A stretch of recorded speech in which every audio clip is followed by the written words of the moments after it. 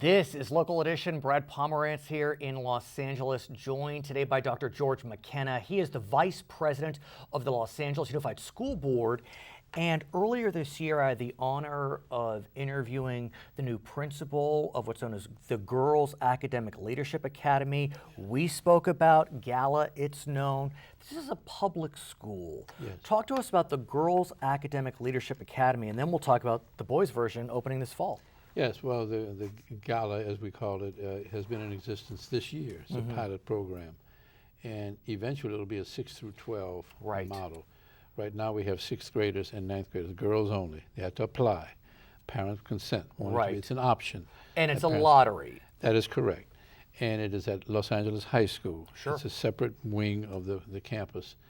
And the girls are enthusiastic about it. It's a wonderful place. It's not a charter school. It is a traditional public school. It belongs to the LA Unified School District. Right. It's our school. So let's talk about the notion of public single-gender schools, because there had been kind of a pedagogy that it was not appropriate for public schools to have single-gender schools. But now folks left, center, and right are starting to evaluate that. That was a view. political ideology which had nothing to do with instructional excellence or educational proficiency.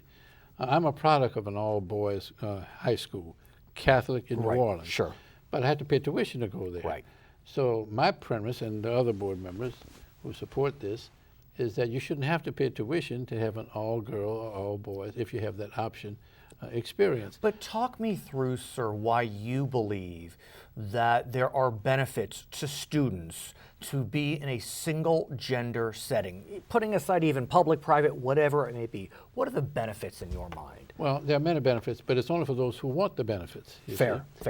For example, the boys. Let's talk about the boys. I never went to an all-girls academy, but I don't know of any girls who went to it who became women who said it was a horrible experience. And when people say you shouldn't do it because of the ideology about you shouldn't separate the sexes, everyone should have the same opportunity, I agree with that. But if you have a separate class that doesn't disadvantage you. So the benefits, for example, the boys, many of them don't have fathers. So what do you do male bonding? Where do you learn about how to be a man? Interesting. Maybe you have to join a football team or a basketball team or a gang. And so this male bonding, if it's not safe and secure for you, you will find an alternative to that. Many times, even in the neighborhoods where I've worked, gangs will say, we're your family. Right. And what else do the young men have to give them safe male role modeling? And if it's not safe, it just becomes male role modeling.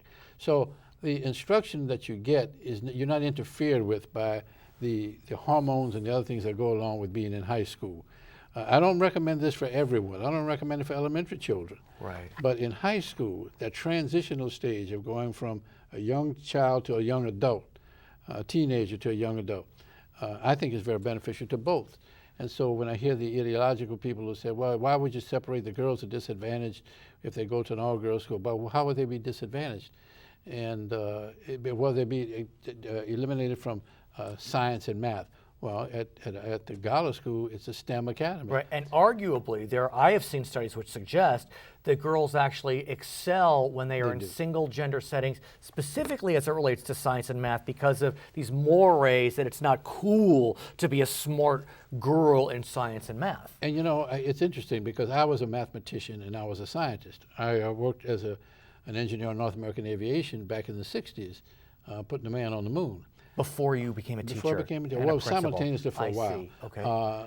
But I can tell you that in every math program I was in, undergraduate, graduate, etc., the girls in the class were always the better students.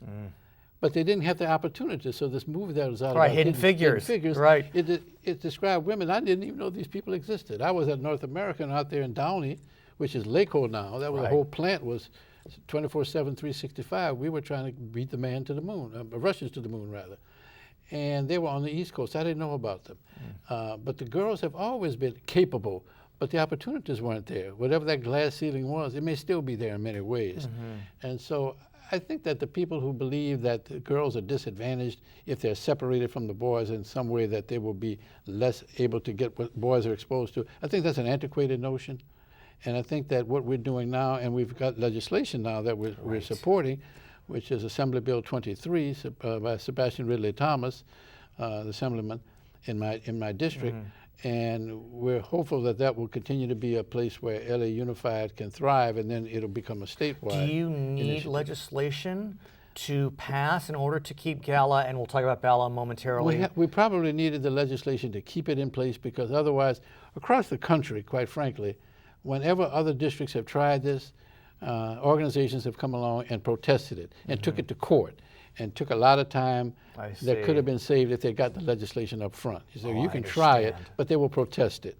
Now we're going to open up a boys' academy at Washington Prep High School. Let's talk about BALA, we're calling it. Let's call it BALA. Yeah, so Gala is in place at LA High. BALA, Boys Academic Leadership Academy, also a STEM Academy, Science, Technology, Engineering, and Math, opening this fall. That is correct. Where? At Washington Prep High School. Okay. Where I used to be a principal years ago. Oh, how it all comes around. So it all comes around, right. It wasn't because of that. It just happened to be that. Okay, so and it's in my district. Both of these schools are in my district. Los Angeles High and Washington Prep High School are both in district. Talk to us about BALA, because again, this is a new program that's launching in the fall. It is, and I think the toughest part about this will be recruitment of young men to get them to come in. Is this also starting 6th grade and 9th grade? It will start. Ultimately will be 6th and 12th grade. But right now, we visited some schools in New York, and they advised us. It was an Eagles Academy, I think, in New York.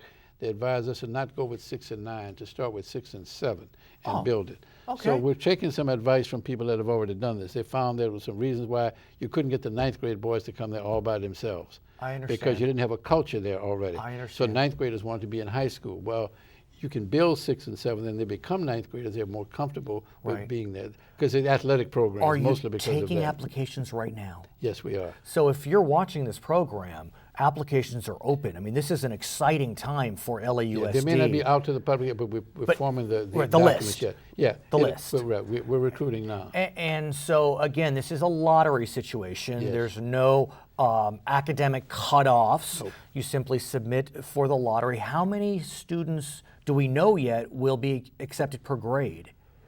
Well, we have room for, maybe 100 per grade level to begin with. That's phenomenal. Yeah. So talk us through the focus. You said it's going to be a STEM Academy. Why? What made you decide that it should be a STEM Academy? Why not just a boys' school? Well, we wanted to give it something that is 21st century. Technology is not a myth, it is here. Oh no, yes. And so students today know more about technology than folks like me do. But let me ask, me too. Let me ask you though, sir. Do you believe that boys who will excel at BALA will need to have acumen before they arrive? I know it's not required, Not really, just interest. They have to have interest, they have to have desire. When a school is successful, you can take students who have limited background and experience, but if they're interested and focused, they can learn anything with the right teaching. I haven't found a student, a person that can't learn. I've found people who can't teach it. Well stated. And, yeah, if you have a good teacher, you can learn anything. And what's also quite inspiring is that the institutions, it's partnering with UCLA, USC, Los Angeles Southwest College, Eagle Academy Foundation. I think you mentioned that earlier. Even the College Board is going to be involved, focused on advanced placement. This is obviously when we get into high school.